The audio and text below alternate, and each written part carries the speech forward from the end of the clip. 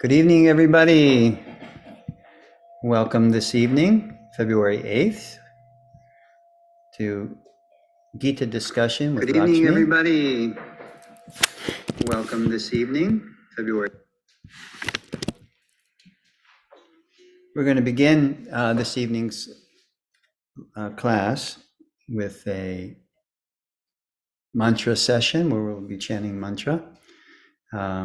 Om Jnana Timirandasya. So this is Bhakti Yoga, is the yoga of gratitude and respect. So we will show our respect to our teachers, those who are illuminating our path with the torchlight of knowledge.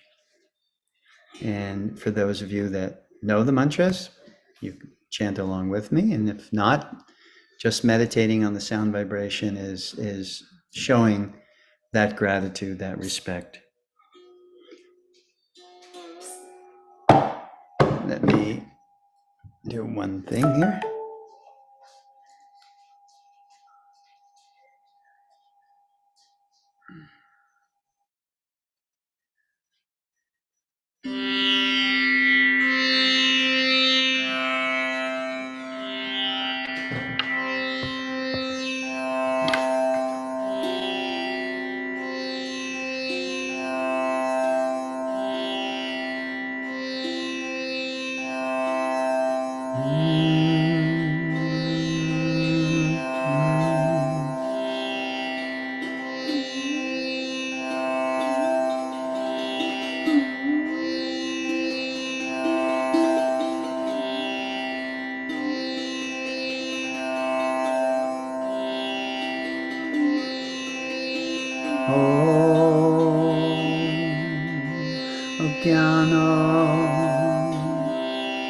Timurandasya Gnanjana Salakaya Chakshuru Militam Jena Tasmai Sri Gurave Namaha.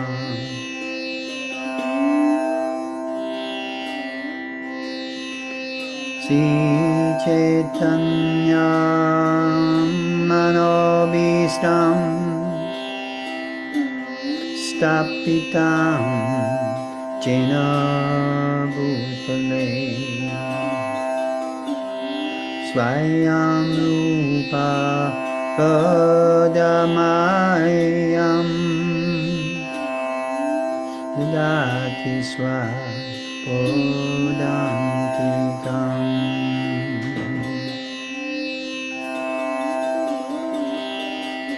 Namao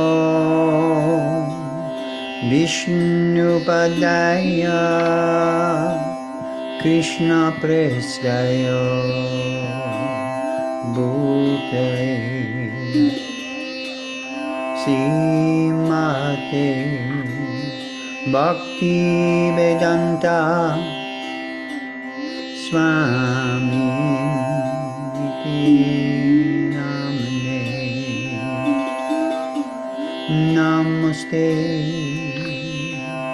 Saraswati Deve Gauravani Gujarine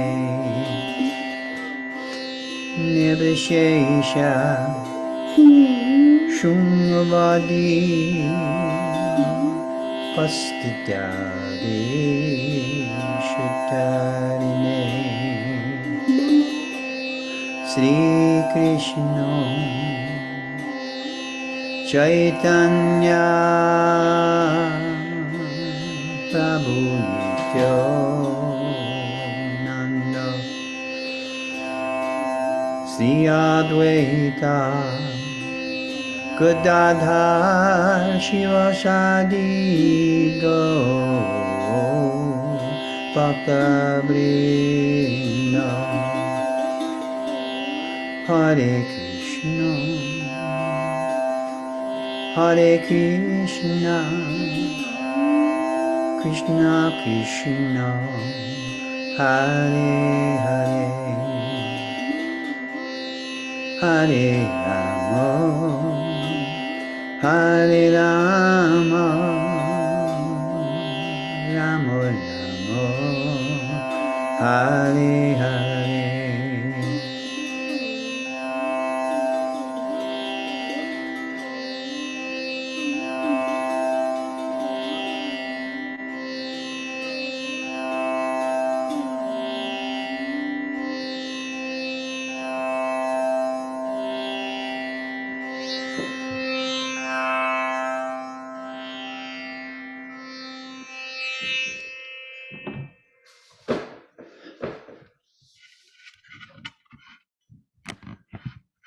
Always nice to start your endeavor, your yogic endeavor, philosophical journey with a nice meditation. It helps to ground us, to focus us, to give us a peace of mind that allows this wonderful knowledge from Bhagavad Gita to enter.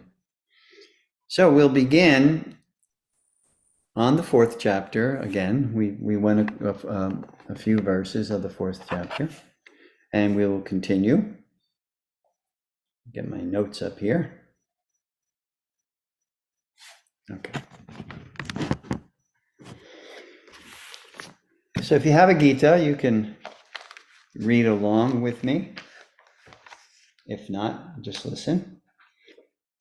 So we ended up at 4. Let me see here. Chapter 4, text. Not that one. I think we ended up at text 5. So the focus of our discussion will be the divinity of Krishna, because in these next verses, Krishna makes, to some pretty alarming statements. He says who he is. And later on in Gita, Arjuna confirms that after he's heard, been purified, and been bestowed with divya chakshush, or the vision of transcendence. He understands Krishna for who he is. So the reason Krishna is doing this is not that he needs to, but to establish the authority in which he speaks. The Bhagavad Gita is so named because Bhagavan, the root word of Bhagavad, when it's conjoined with Gita, it turns to Bhagavad. Bhaga means qualities, or another way it's translated is opulences. And so Bhaga, Ban, means possessor of. So Krishna is referred to quite frequently, Sri Bhagavan Uvacha, which means that personality who is the possessor of qualities, like qualities of beauty, qualities of knowledge, of strength, of fame, renunciation, etc. All these qualities, that personality who's possessor of these qualities in total, in perfection. So if we read chapter text 6, we read 5. I'll read the Sanskrit also to give you a little taste of the Sanskrit language.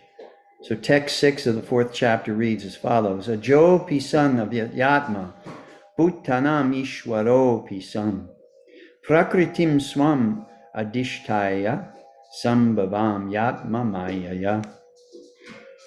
Although I am unborn, that's the first word of that verse, ajo. Although I am unborn, and my transcendental body never deteriorates, and although I am the Lord of all living entities, I still appear in every millennium in my original transcendental form. So here Krishna begins. Nowhere in the Gita prior to this is he keying in on the factor of who he actually is and why he's speaking Bhagavad Gita. And he says, I'm unborn. Now, one may say, well, if the nature of the soul, the jiva, is eternality, so we are also unborn. But what Krishna is specifically referring to here is he is designated as Ishvara. So Ishvara means the supreme controller. So he says, I am a Jopi son of Yat Yatma. I'm unborn and I'm without deterioration. So he's specifically talking about that form of Krishna. True, we may say that the soul, according to the Upanishads, according to Bhagavad Gita itself, according to Patanjali and the Yoga Sutras and other sacred texts of the Vedas, there are statements that Ishvara is eternal and Sachidananda, Vigraha, eternity, knowledge, and bliss with form. Vigraha means has form. So we're going to discuss this a little bit because the Bhagavad Gita and Krishna, Arjuna, or Sanjaya refer to Ishvara, the supreme controller, that personality which all other personalities, from which all other personalities emanate, all other souls emanate. Krishna says, I am that Ishvara. I am that supreme person, that supreme controller.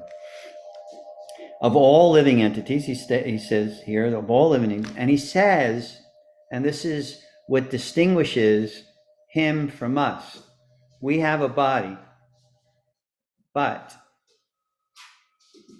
the body deteriorates with the effects of time, because the body that we have is made of earth, water, fire, air, ether. That's our gross body, our outer body. Our subtle body, comprised of the mind, which is the mind, is comprised of mind, intelligence, and ego.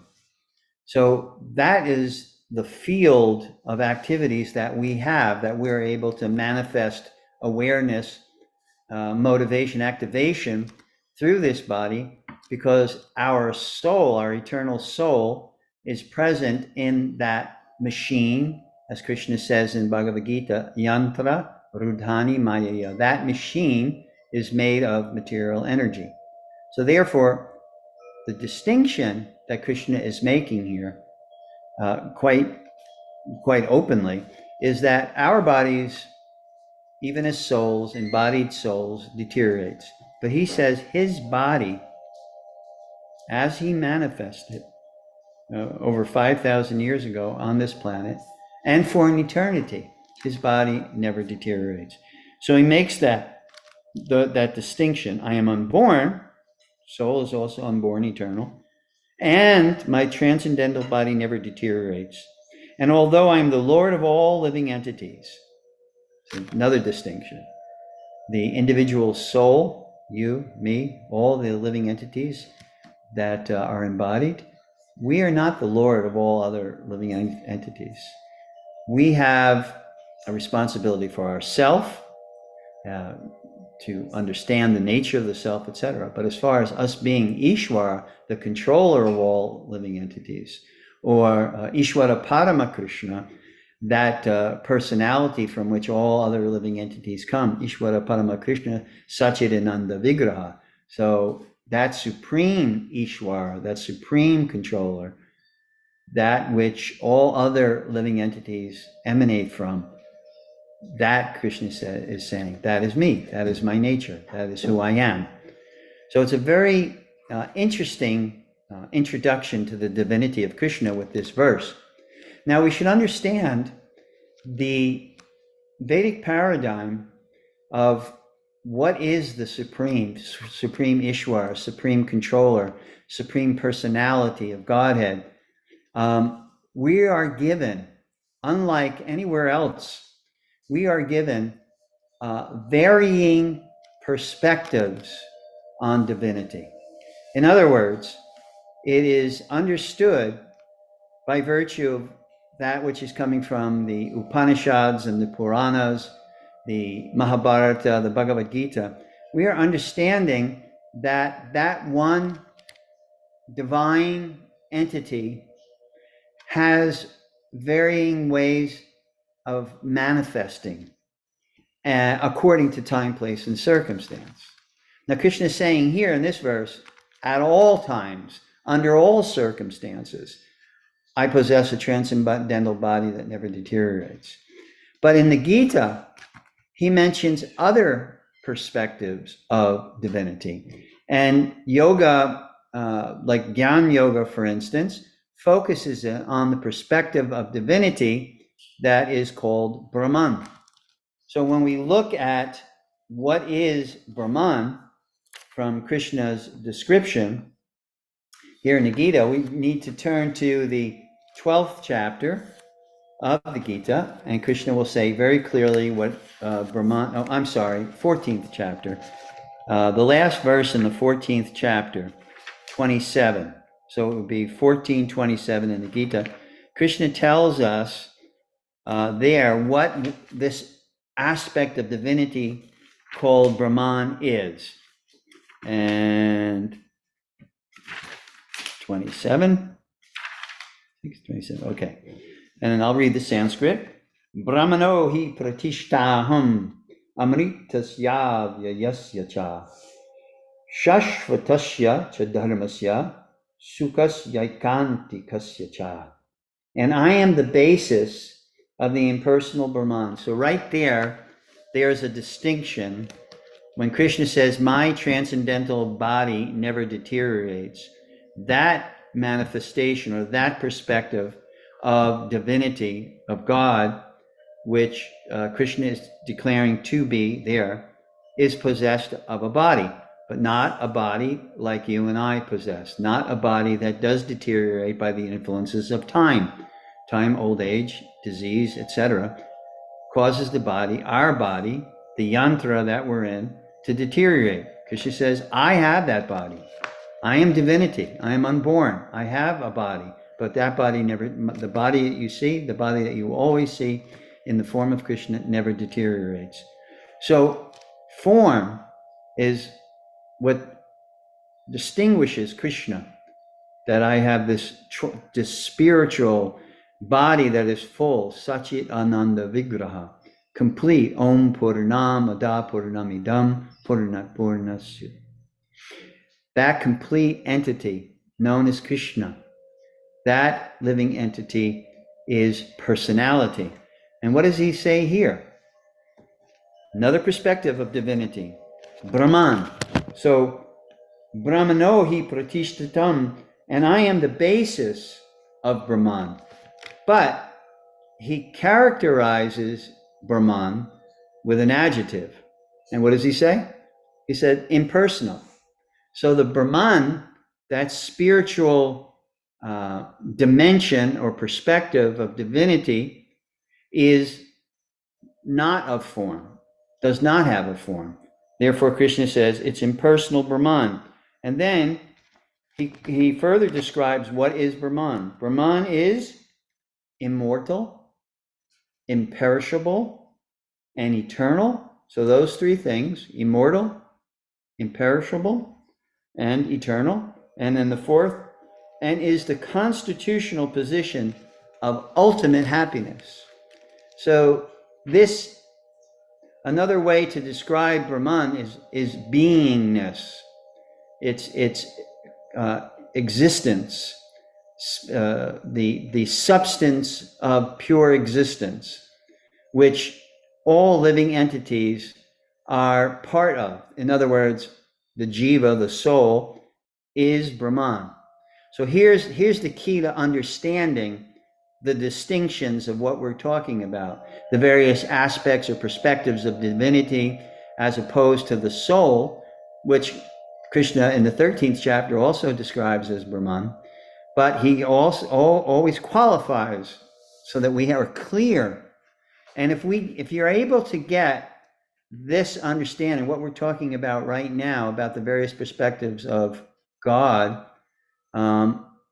you'll understand all religions and all religious descriptions of their perspective of God, which means how that divinity, that divine entity, that divine power, consciousness, how it manifests in a particular time, place, and set of circumstances to a group of people possessed of a certain ability to understand a level of perspective of divinity. Now, I hope you understand that. That means that when we look at different religions, and people are always arguing about, interreligious arguments between Hindu and Muslim, Muslim and Jew, Jew and Christian, etc. All the differences in perspective of God or descriptions of God. There is no difference. It's all the same manifestation. Just like you, let's say you were a vice president of a company, or a president of a company, or a CEO of a company, or you were a high court judge, or you hold any position of importance. How a certain class of people or group of people see you is going to be different. For instance, when the high court judge, Prabhupada gave this example, when a high court judge is in court, then he is your honor. But when the high court judge goes back to his chambers and his grandson is there, and his grandson jumps on his back and uses him as his horsey ride, now that child doesn't have the same perspective towards his grandfather or father, whomever he may be. So accordingly, in the set of circumstances that we're in, the degree of realization that we have, the level of consciousness that has evolved to a certain degree, we can come in contact, we can purify our minds and our senses to understand an aspect of divinity. Now, this Brahman, Krishna is saying, is impersonal. And the strategy for realizing the uniform oneness of all living entities because of this underlying current of immortality, imperishability, and eternality, as well as the constitutional position of happiness. That means in Brahman, in the very nature of Brahman, is happiness. Happiness is there. So this is Brahman. But what is the difference? This aspect, or this divinity, this manifestation of divinity, is not in personal form.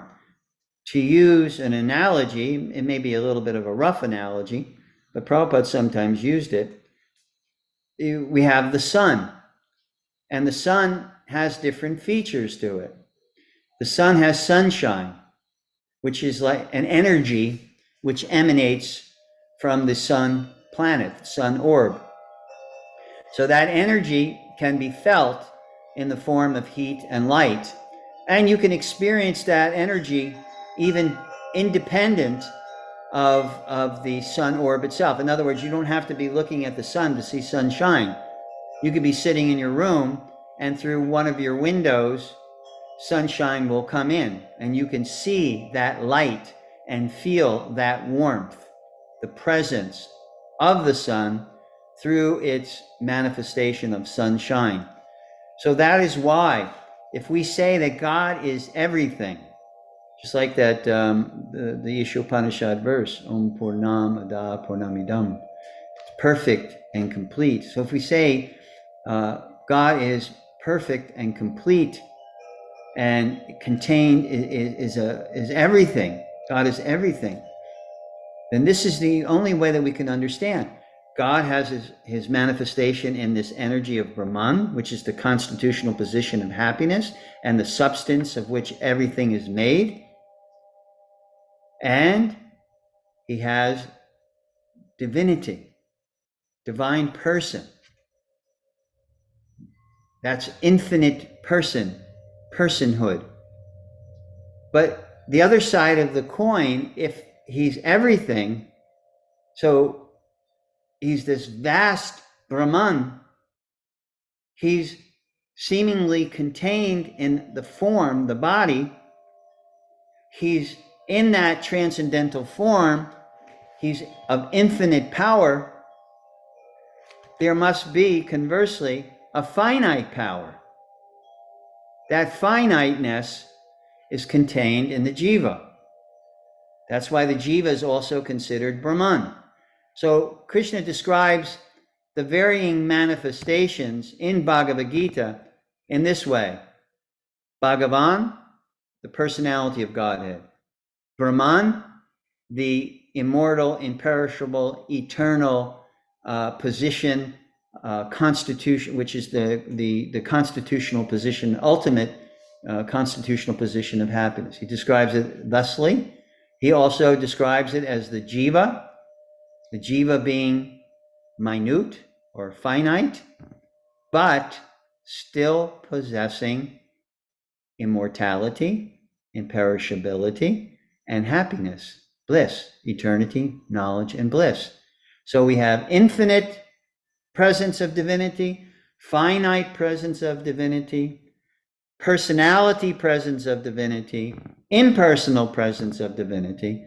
And then we also have, Krishna describes in the 15th chapter, the next chapter, from this, in the 15th chapter, the 15th verse, he describes yet another manifestation of divinity, which is distinct from Brahman and is distinct from Bhagavan in the form of Krishna. Sarvasya chaham ridi sanivishto matak smritir jnanam aponam cha. I am seated in everyone's heart as Paramatma. And from me come remembrance, knowledge, and forgetfulness. So the manifestation in the here and now of the divinity of God is contained within every living entity. Why do you think in most deep spiritual disciplines the principle of ahimsa is there? Nonviolence to other living entities. And it just doesn't mean nonviolence to other human beings. That means nonviolence to all living entities. I have a friend, his name is Steve Rosen or Satyaraj Das, and he wrote he's written many books, about 40 books about varying topics involved in bhakti yoga in particular. The one point that he makes when he does a religious interfaith religious comparison, one point that I remember that he makes is that in the Bible you have the 10 commandments, and the one commandment is thou shalt not kill. So one may say that what is being spoken of here is that one should not kill other human beings. But in his research, he said the actual words, I believe in Aramaic, and then it was translated into Greek, the actual word that is used, meaning kill, is in reference to killing anything. And then in that same language, when you talk about killing or murdering another human being, it's another word. But the word that's used in that particular commandment is thou shalt not kill anything. So we see that there is this kind of consistency in deep spiritual traditions in the practice of ahimsa, nonviolence. So here Krishna says, Sarvasya chaham ridi sanivishto matak smriti jnanam aponam cha. While you are embodied in this particular form, I'm also there with you in this feature. So although there are numerous features of divinity, if you do a study of avatars, there's actually 6 types of avatars. You see that most most of the aspects of avatar, or in this relationship, Paramatma, the super soul that's sitting next to your heart and is giving you, from me come remembrance, knowledge, and forgetfulness, giving you those abilities, because while the living entity is embodied in this world, that presence is needed. The presence of super soul, in order to give guidance and give the opportunity of realization of divinity, the divine nature, is there within each and every one of us. So that Paramatma, that super soul, is specific to this material world, this mortal world. But Krishna says in the Bhagavad Gita, that is an aspect of divinity, and I am that aspect of divinity. Just like when he says the impersonal Brahman, I am that impersonal Brahman. That is me. And a description in Brahma Samhita and in other places of Bhakti Yoga sacred texts, it describes that Brahma Jyoti, that Brahman, that imperishable, immortal, eternal beingness, existence, is actually the light that emanates from Bhagavan, the personality of God, the supreme personality of Godhead. Just like from the orb sun emanates sunshine. And if you use the Vedic paradigm, there's a third dimension to the sun, and that is Surya, the personality behind the sun, the personality of the sun. From the Vedic paradigm, you have this whole pantheon of different personalities who are in charge of the moon. You have Chandra, the sun, you have Surya. So everything that is going on in this world has an entity that is in charge of it. So Surya is in charge of the sun. So from that perspective, in terms of the perspective of metaphor, sunshine, that can be compared to Brahman. Sun orb, that can be compared to the Paramatma, or the super soul. And Surya, the demigod of the sun planet, that can be compared to the personality, the divine supreme personality of Godhead. So it's very, more than anything else, I found diving into this kind of understanding really puts a lot of things into perspective. It really clarifies, a lot of points when we have like interfaith dialogue, for instance. How my God is different than your God. My God is merciful. My God is, this and that. My God is this. My God is that. As if we can put ownership onto what God actually is. But I find that the way, the understanding that comes from the pages of Gita is so comprehensive. And really, that is the point of Gita. The point of Gita is comprehensive knowledge. Because when you look at the Upanishads, you look at the nature of the Upanishads do not give a comprehensive perspective of divinity. The Upanishads in general, especially the primary Upanishads, I think there's 108 primary Upanishads, primarily deal with Brahman. They give us that perspective. It's only until you come to the Gita Upanishad, which is another name of Bhagavad Gita, and the necessity for a more comprehensive overview of divinity, because it puts everything else into its place. It puts why the darshan called Yoga Sutras, why and how that strategy of approach puts us in contact with a specific aspect of divinity. And Prabhupada in particular mentions it puts you in contact with the super soul, or the nature, the divine nature of the self, the transcendental nature, or the eternal, imperishable, immortal nature of the self, where happiness exists.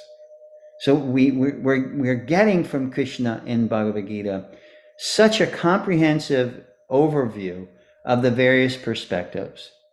And then when you bring it down to, I believe it's the last verse of the 6th chapter, and I've asked many scholars, I'm reading from Prabhupada's translation, which is very bhakti oriented in terms of, Prabhupada's perspective.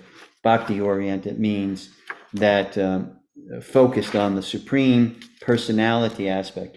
But if you look in the 6th chapter, there's a verse there, Yoginam api sarvesham, it's 47, Madgate nantar atmana, Shodavan bhajate yomam, same yuktatamo mataha. So listen to this. And of all yogis, because Krishna has mentioned Buddhi Yoga, Sankhya Yoga, 2nd chapter, right? 2nd chapter, we studied Sankhya Yoga, the yoga of analysis, Buddhi Yoga, the yoga of intelligence, using your intelligence to understand the nature of the self. Karma Yoga, that is action,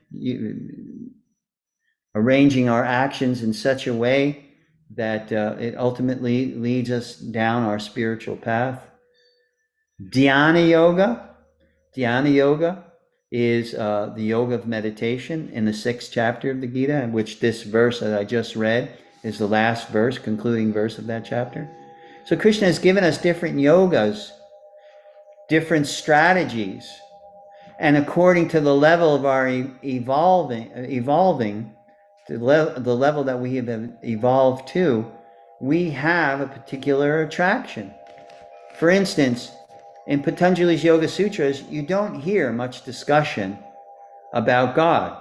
There's a mention of Ishvara Pranidan, but from that perspective, it just means a great personality.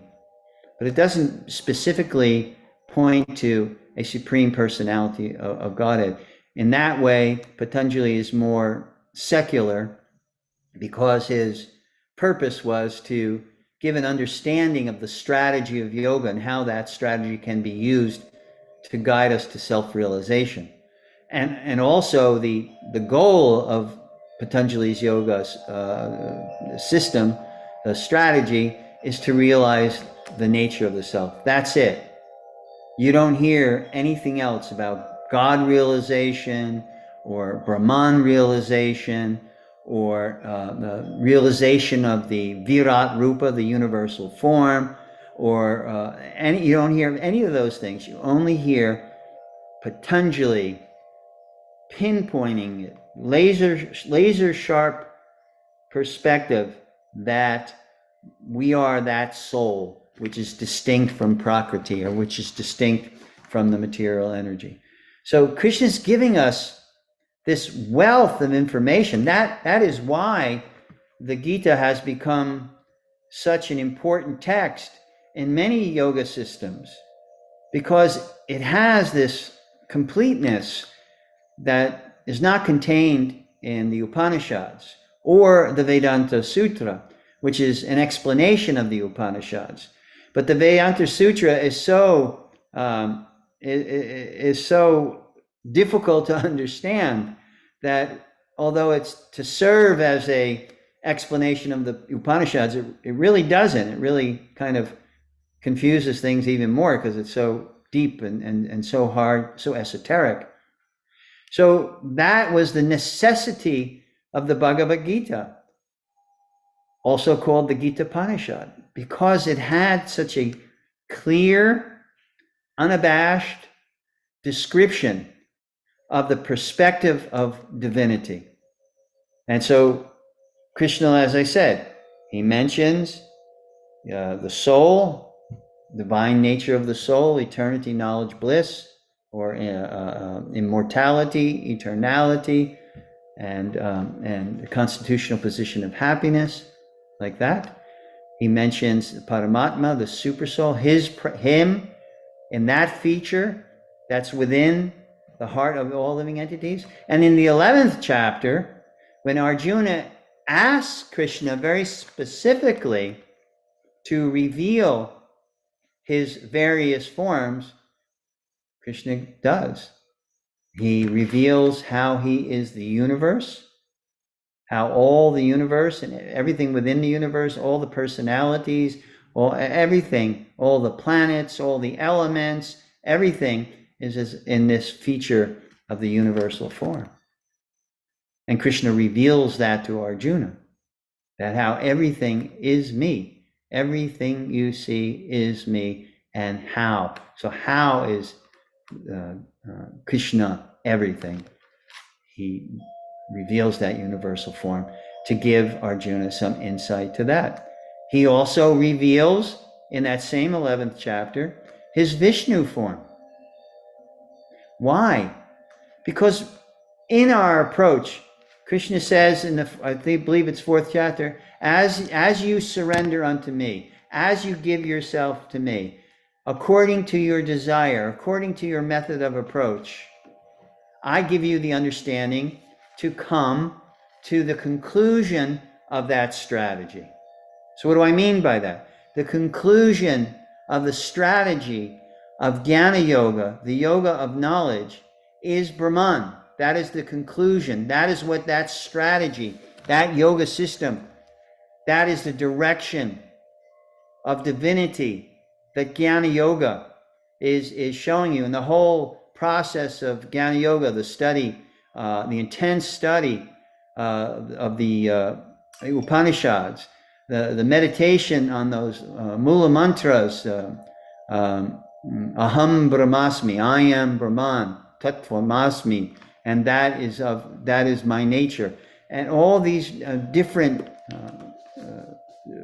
verses that are there, that are used in meditation in Jnana Yoga, lead to a very specific direction of divinity. So it's not that there's competition, one is better than the other. It's just that Krishna recognizes that when one is embodied, one has a particular nature, a particular inclination according to its past karma and the degree of development that it has gone through, the evolvement that it has gone through. So therefore, there's a strategy of yoga that would help one to realize divinity in the form of Brahman, divinity in the form of Paramatma, Patanjali's Yoga Sutras, and that classic yoga meditation. Divinity in the form of the Supreme Personality of Godhead, and that is called Bhakti. So that is why Krishna particularly highlights in the Bhagavad Gita the 3 overview aspects of yoga: karma yoga, action, which is dedicated to not dedicated to the Supreme, but one does not seek to enjoy or experience the fruits of one's actions, but sees those fruits of one's actions as its offering, as its sacrifice. And then Jnana, Bhakti Yoga in the middle, 7 through 12, as the aspect of, or the strategy of yoga that can help us to realize the supreme divinity in personhood, in personal form. Now, Krishna says that realization, as we read here, and of all yogis, this is 647, the one with great faith who always abides in me, meaning through the process of bhakti, thinks of me within himself, which is a contemplation of bhakti, and renders transcendental loving service, which is really the definition of bhakti, transcendental loving service to the Supreme Personality of Godhead.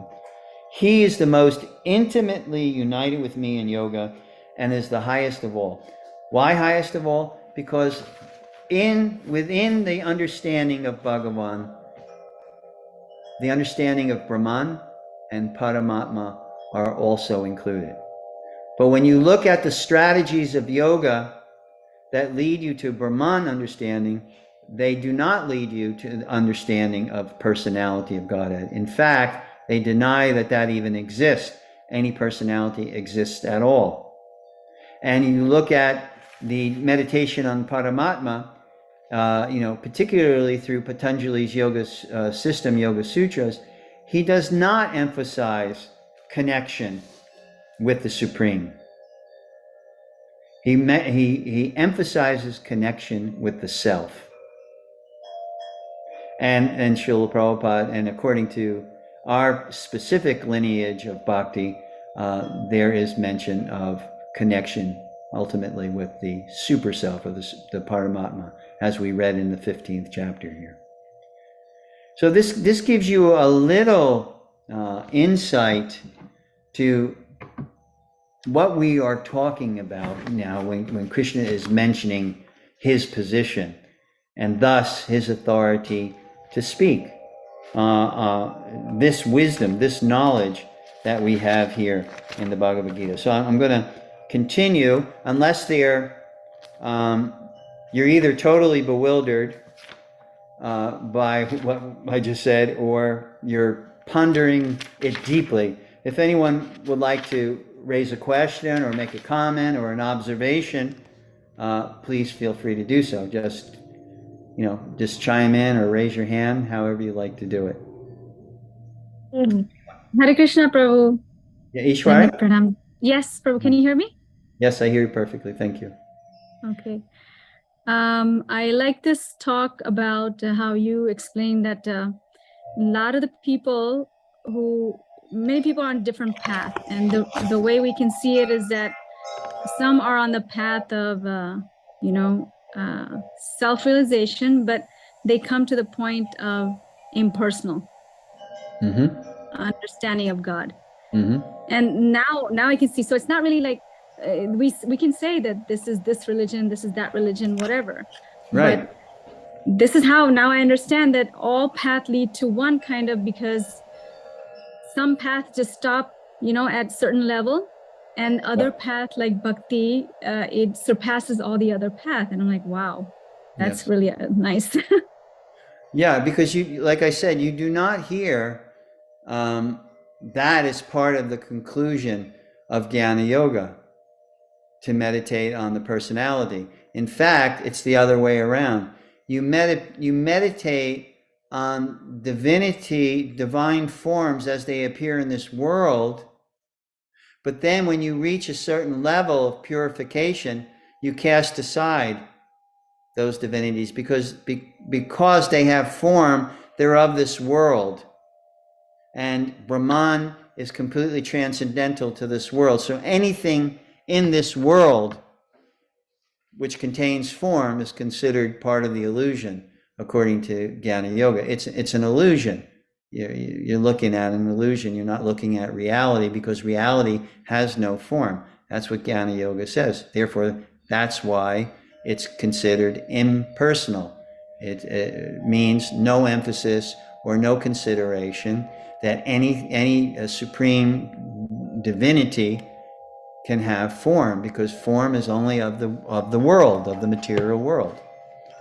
So, but in bhakti, when we talk about meditating on divinity in the form of personality, such as Krishna or Ram, then within those texts, Gita, the Bhagavad Purana, the Ramayana, all of these very heavy bhakti texts, sacred texts, there is an emphasis on service. That because the goal of the yoga strategy called bhakti is to unite or connect or link up to the personal aspect of divinity. And that is done through service. And we have that practical experience in our life. How do we become closer to another person? Whether it's your spouse, your friend, your parent, your teacher, the natural inclination is to serve them, right? I see you so nicely, Ishwari, good example, so nicely serving your mother. no regrets, no, it's a joy to you for you to serve your mother. Because it is the nature of deep love relationship. So love, from the perspective of bhakti, is reciprocity. There's reciprocation. You serve your mother. That endears your mother even further towards you. You see? And when your mother demonstrates her endearment towards you, that endears you even more to her, and with a greater desire to serve her, to see to her comfort, to see to her needs. And this is the nature of bhakti, because people experience joy from other people and other service. They've done psychological research on the art of happiness, and they have concluded in a number of researchers that people experience more happiness by giving than by receiving, because it is intrinsic to the soul, according to the bhakti perspective, that the soul's constitutional position is to serve. And we see in its highest manifestation, it's service to God. And in its lesser manifestation, it's service to humanity. We see God in every living entity. Service to humanity, or I know a group of people down here in South Florida that rescue animals. So they feel like I went to a dog rescue place today, and I was speaking to the guy there and he was saying, I feel for these people. He was talking about their dogs, because he can see there's reciprocity. You give to this living entity, the living entity feels that giving and reciprocates in the way that it reciprocates. So that is why Krishna is saying it's complete and it's the highest, because it's the most comprehensive understanding of the topic of God, or Bhagavan, or Ishvara, or any other word that you may want to use for this concept. So that the intrinsic part of that is service, love, service. And there's another word that you can attach to service: selfless. Some people contribute charity, some people contribute their time, but they get a good feeling out of it. I do it because it makes me feel good. But what if it didn't make you feel good? Would you still do it? But Chaitanya Mahaprabhu, in his Shikshashtaka prayers, he says, I do it because that is what I am. That you can treat me roughly, you can kick me aside, you can treat me roughly by your embrace. It is not dependent on the results that you get, even though the results are amazing results. Prema, ecstatic love, which is born of selfless service. And as a result of that selfless service, there's reciprocity with the embodiment of bliss, the embodiment, the very source of all power, all energy, all happiness. You're actually establishing, connecting. Thus you have yoga. You're connecting, you're linking up to that divine perspective through selfless service, and there is reciprocity. Then you receive back from that object of your worship, that supreme person. You receive back. I don't know how many bhaktas, bhakti yoga practitioners I've spoken to, in my 51-year experience in bhakti yoga, who just said, just feel in and of themselves, I'm happy to serve. I am happy to serve. Not it's not a contract. If I serve, then you give me something in return. It's not a business negotiation, bhakti. It is a relationship, a linking up process through selflessness, selfless service. And then there is a linking up. And then there is that reciprocation that's coming back to you. Just like I said, in any relationship, the more selfless you can be in that relationship, the more you will endear. Of course, if you are in a dysfunctional relationship and the person that you are selflessly serving uses that as an opportunity to exploit you, that is not what I'm talking about at all. I'm not talking about, making yourself so vulnerable that you can be totally taken advantage of by some unscrupulous character.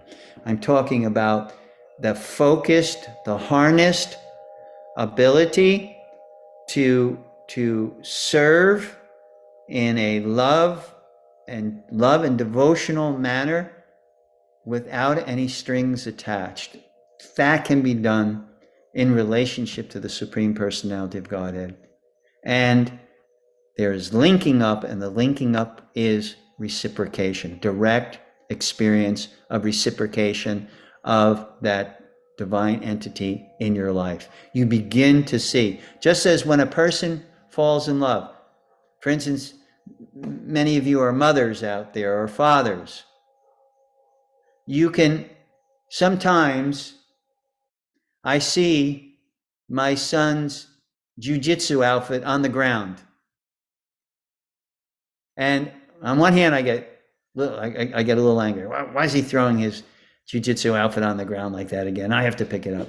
But on the other hand, I'm seeing it, and it reminds me of him, and his energy and his presence, and that whole fatherly emotion swells up in the heart because I'm linked by virtue of reciprocation in relationship to that entity, which happens to be in the form of my son. So this is the nature of love, and this is the result of linking up.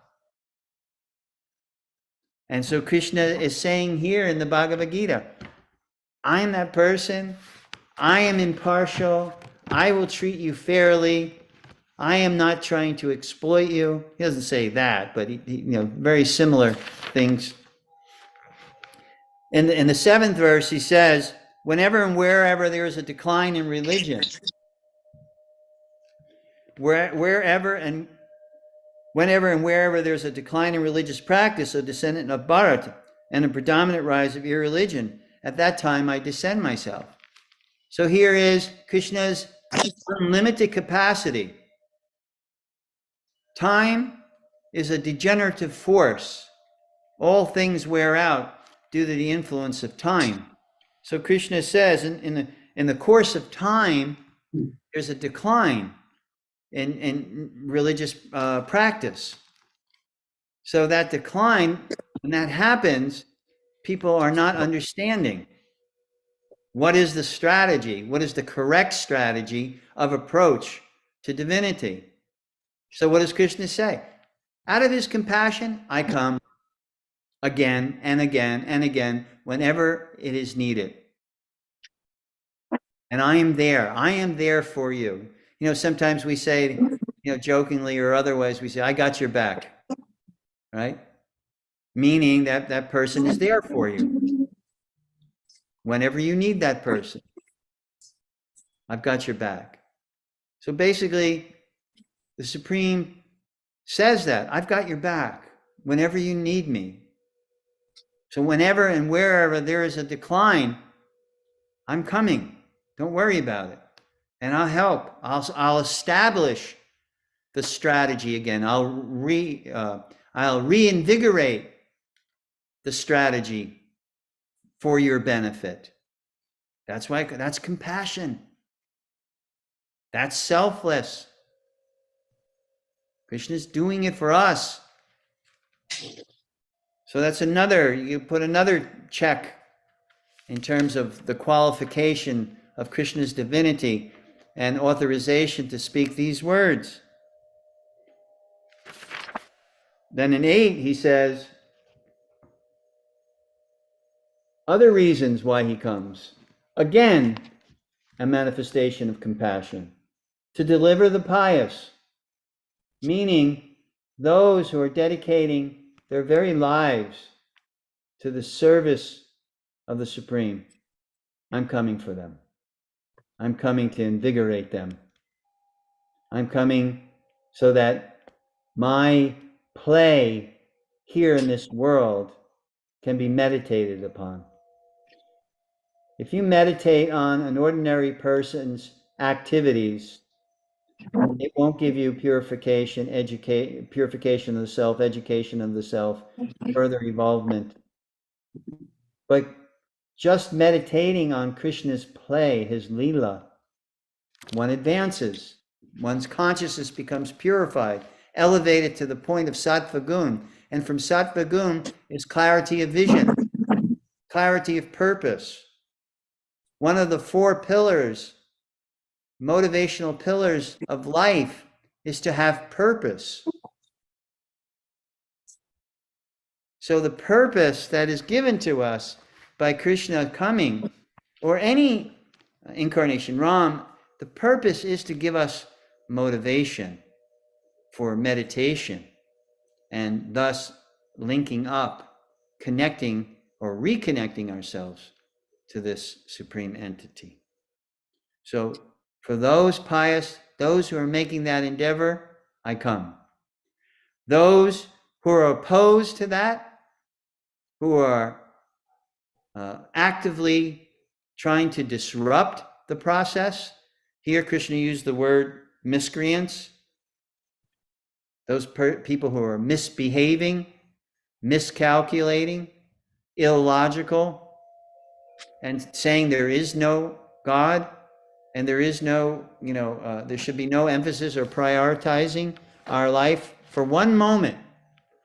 So what does Krishna say to that? That's a very corrupted influence on humanity. And we see there are government systems in this world that are directly opposed to existence of God and service to God. Directly opposed. That is the fundamental underpinning of their whole ideology.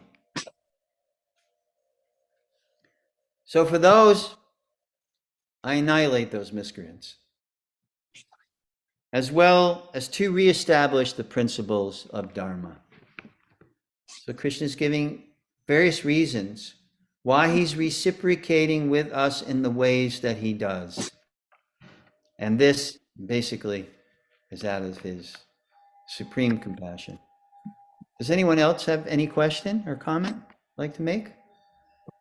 Feel free to either speak up or raise your hand or just give me some indication.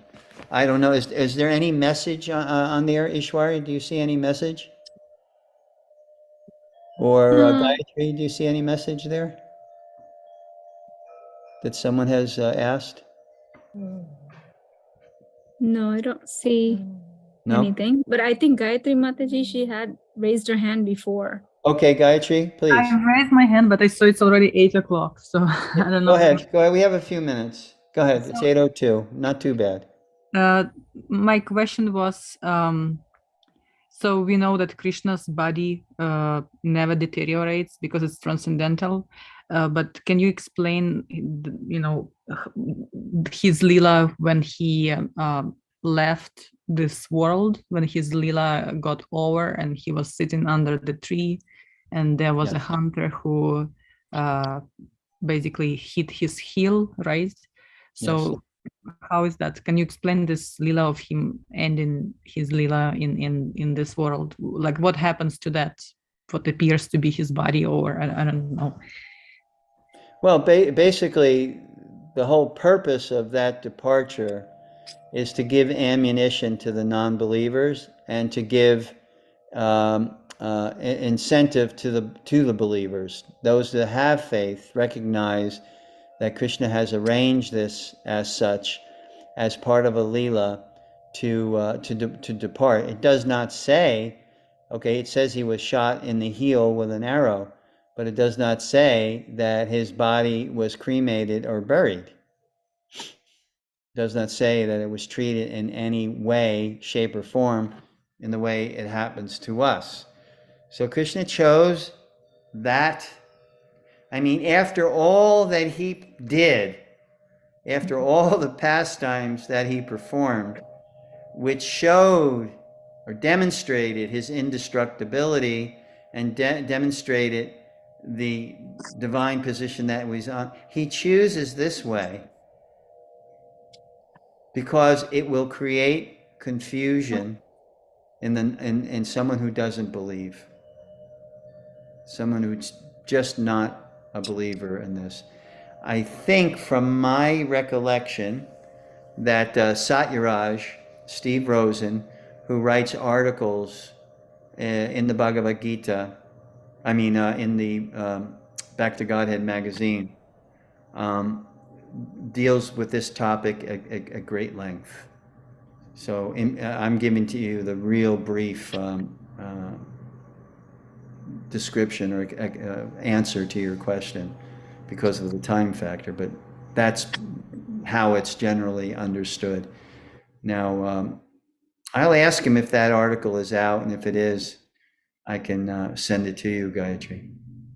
Thank you. I would like to read it. Thank you. Okay, you're welcome. Do I have any other question or comment anybody would like to make? Okay. Thank you all again for your attendance. I appreciate your having this time to be with you. It's a joy, believe me, it's a joy to share whatever I have and to hear from you also. Your questions are greatly appreciated and greatly encouraged. So until next week, I hope you have a healthy, happy, and holy week ahead of you. And some of you I'll be seeing, hopefully soon. And for others, for those of you in New Jersey, I'm planning, it's in the works right now, possibly end of March or early April. I'll come up, be at Bhakti Barn Yoga and maybe some other places as people would like me to, to speak or do kirtan or etc. But I'm planning. So those of you from Jersey, hope to see you then, and everywhere else that you are, we're together via Zoom. So hope to see you next week. Again, thank you very much. We'll see you next I week. wanted to ask you, next week is the February 15th. You were saying that you would be moving on like February 17th. Yeah, but my wife has encouraged me to do, we're moving on the 17th. All right. So we're moving, yeah, we're moving 4 miles away. So it's not like traumatic move like from Puerto Rico to here. We're only moving 4 miles away. This time, I guess we've learned our lesson.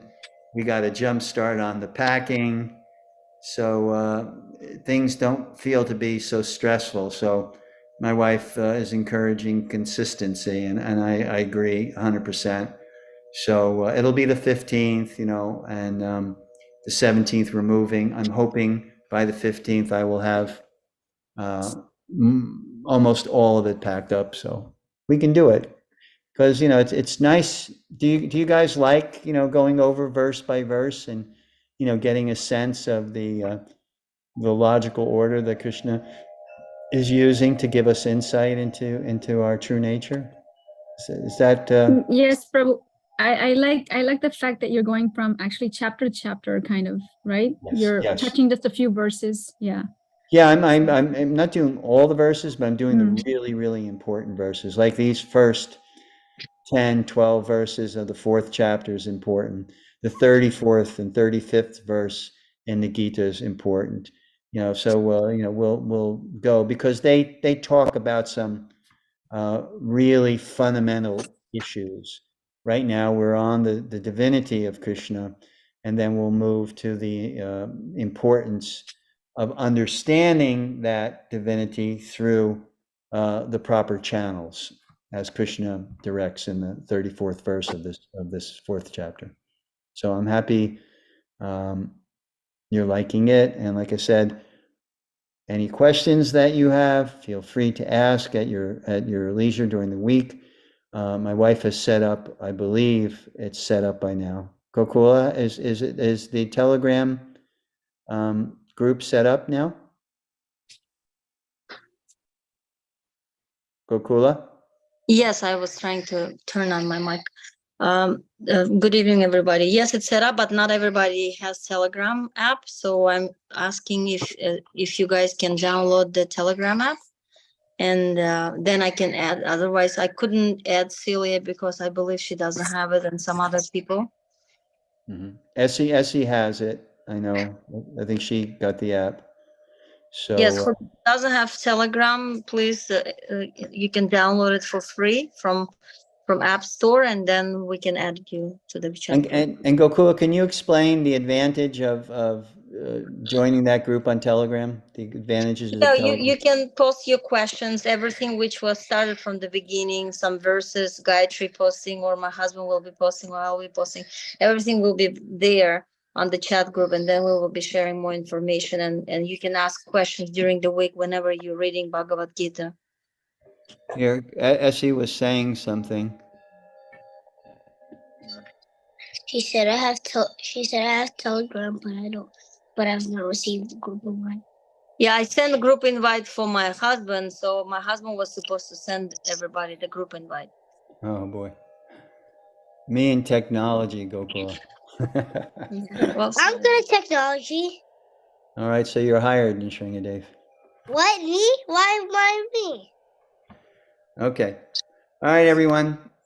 Thank you very much. Thank you. I will make a concerted effort to Thank get you. that invite out. Hare Krishna. Till next week.